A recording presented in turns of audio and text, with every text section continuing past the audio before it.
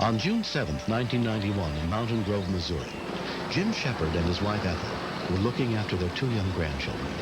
Ethel, she's a very overly protective grandmother. Her preference was not to leave them in the house unattended. Daniel, he would run up to the side of the mower when I wasn't even aware that he was there. And it had just scared me terrible. Oh, go back and play with your sister. And so I had sent him back up there and would tell him, don't come back down here now. If you want Grandma to do something, wave at me.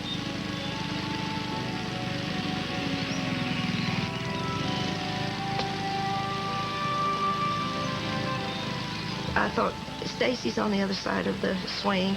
Daniel was up in the swing, and I thought they were safe.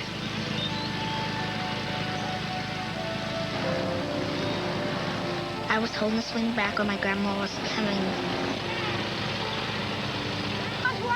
He was going to try to beat the lawnmower. The next thing I remembered, I was standing against the pole. And I had a hold of the handlebars, and I was trying to raise it up off of him. Oh, my God. Daniel's older brother, Larry, rushed outside to help. I heard Stacy scream, and I seen the leg. Well, you could see bone. I mean, you could see it was just sticking out. I couldn't think of anything only just other than, dear God, help us. I knew he was still alive, and then I saw the blood begin to squirt. And that's when I knew I had to stop the bleeding. A St. John's ambulance was immediately dispatched. Grandma, he said, you're hurting me. And I kept telling Daniel, Grandma don't want to hurt you. But we've got to not let that bleed. Grandpa, go away from the ambulance up by the road. Hurry. Oh, God, what they say, Larry? There was just a sick feeling just right in the very pit of your gut there that all of the bone and everything had been just chopped and eaten away by the mower blade. I began to pray and ask the Lord to give me strength to keep it shut off and that he would make it.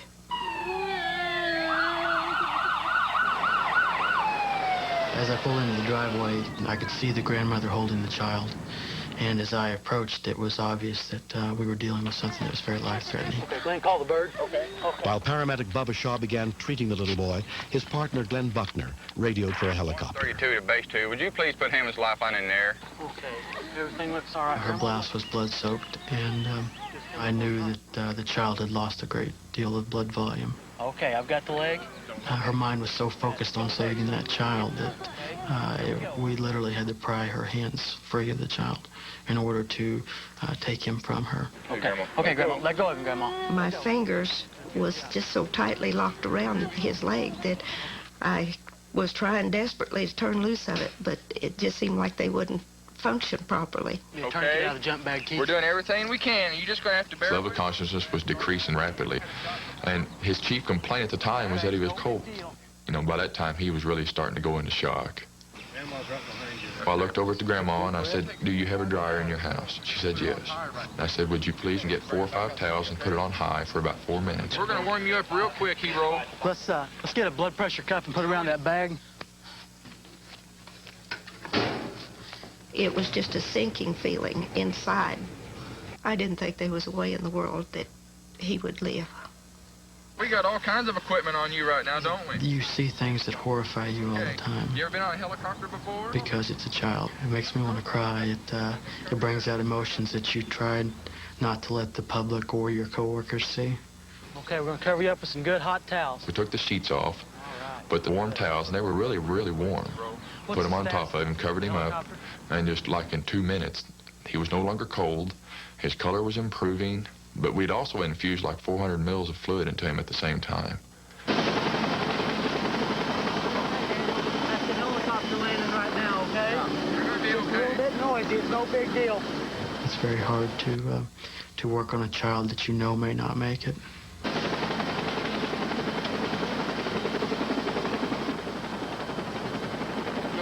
And the family was there, and they were like, my God, what has just happened? Because it happened so quick, you know. And after the little boy left, that's when it all really started sinking in. And I know for a fact that I give Grandma a hug and thanked her for being so strong. And that when they drove to the hospital, they drive safely and just take their time. A call was placed to Daniel's parents to inform them that their son was being airlifted by Lifeline to St. John's Hospital, 65 miles away. There, a trauma team was awaiting his arrival, led by Dr. Rosellen Meistrick. Tell me how this happened. He had lost a significant amount of blood at the scene and a lot of the muscle, so it was a very devastating injury for that child. Dr. Meistrick told Daniel's parents, Louise and Dennis Prock, that there was no hope of saving their 6-year-old son's leg. Plastic surgeon, I've been trained in replanting. It just seemed like I was just in a nightmare. Very contaminated. I didn't know for sure if he was even going to die. I didn't really know what to say to him. I was just shocked. My nerves just seemed like they just wanted to fly out of my body, you know, when that happened. Danny, we're gonna take Daniel's left leg was amputated just below the knee. He was hospitalized for 9 days. During his recovery, he was often visited by the paramedics who'd helped him that day. Hi. Hi. Hi, Daniel. How you doing? I'm doing good. How are you? Hi, Bubba. It's good to see you. Every time we went to St. John's, we'd sneak away for 5 minutes and see Daniel. How's he doing? Glenn, I got you a little present. It's a helicopter, just kind of like the one that you flew in. Daniel is so strong, he has the courage of 100 men. He's going to be okay. I mean, he lost a limb, but he didn't lose his life. Great. Oh, look at that.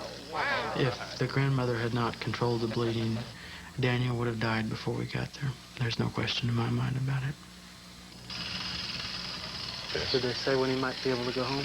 And I really, really feel that what Bubba and I done was out of instinct and training. That's really good. Get out of here. Okay. And the true heroics belongs to the grandma and the little boy. Can the little boy sit? He looks at me and he says, Mom, will I be able to walk again?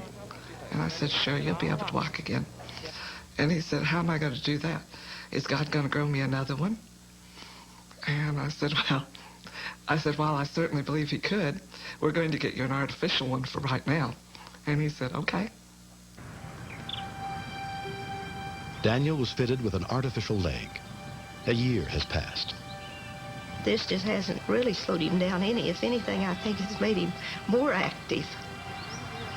We had gone to Columbia and stopped at the Capitol building, and I said, Daniel, you've got to slow down. Grandma cannot keep up with you going up these steps. Every year, more than 10,000 people are injured in lawnmower accidents. Children should not play away on lawnmowers. You can die. She's got all she can take out of there. Oh, he's a loving little guy. He can get you by the neck and give you a big hug and a kiss, and it just, you know, it really gets you to the heart. The real handicap in people comes from how they feel about themselves. And if he thinks he can do it, he could do anything he ever wanted to do. Next. He was what you would consider really a cardiac cripple. The abnormal rhythm of his heart put him at very high risk for sudden death.